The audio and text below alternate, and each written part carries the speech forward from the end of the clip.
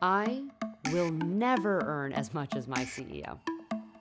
And that's not me being pessimistic or even hard on myself. I'm not even afraid to jinx myself here because the odds of me earning that much are so low. In 2020, the top 350 CEOs in the US made over $24 million on average. That means at my current salary, I'd have to work over, 281 years to make what they made in 1 year. My name is Abigail Johnson-Hess. You can call me AJ. I'm a multimedia reporter for CNBC Make It, and I cover the changing ways people learn and work. FIFA has said that they're going to expand the number of teams for the next women's tournament to 32. They're going to increase the prize money to $60 million, but that still leaves a really big gap. Millions of Americans have one thing in common: a crippling amount of student debt. As of 2012, Americans owed over $1 trillion in student debt. And as of June 2020, that total surpassed $1.6 trillion. Indeed, the Black Lives Matter movement has been credited for inspiring vast numbers of young Democrats to register to vote. In early June, millions of people took to the streets to protest the police killing of George Floyd in Minneapolis, Minnesota.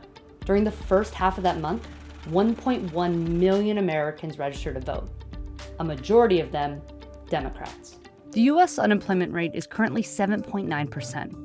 Over 50 million Americans have filed for unemployment insurance since the pandemic began in March, and it is still not clear when the economic recession will end. During the 2008 financial crisis, many Americans went back to school to ride out the recession. But while the coronavirus pandemic has not dramatically changed what it costs to earn a degree, it has dramatically changed what it means to be a student. If you wanted to get a graduate degree right now, it would probably look something like this. The question is this worth it? Can you explain, for some it might be obvious, but for some not, why are they boomerangs? Yeah, boomerang is a term used to describe someone between the ages of 18 and 29 who's kind of left the nest, but returned back home, boomeranged back home. And listen, we can all relate to that feeling of being a kid again, back in your parents' home. But we're just now kind of starting to see the research of what this group of people really looks like. White students make up the majority of college students, and thus borrowers. But Black students often take out larger amounts of student debt and are more likely to struggle repaying their loans after graduation. The Brookings Institution estimates that on average, Black college graduates owe $52,000 in student debt, while white college graduates owe closer to $28,000.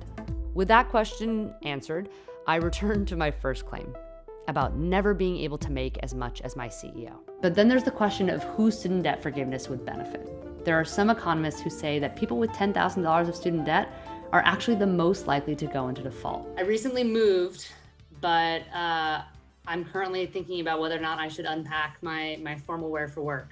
My boss is preparing me to come back to the office. I feel like I have to relearn how to do that all over again. This has been on a lot of people's minds. What does the future of the office look like? What does that footprint look like? Where is it? What's the work from home configuration for teams? And how do we manage our re-entry into the world of the physical and the living? What appears to be unique about young voters on the left and the right is that they tend to vote based off of issues rather than political personality. The big question there is, can you raise the funds for it? And then these things become more viable. I think the issue is going to be, both Warren and Sanders have their version of kind of new taxes that they would invent, right? Bernie Sanders has his tax on Wall Street. Warren has her wealth tax. The issue is getting those pieces implemented. If those things get implemented, then we can have a conversation about it. But for now, it's still pretty hypothetical. Okay, CNBC's Abigail Johnson-Hess. AJ, thank you for joining me. Thanks for having me. Yeah.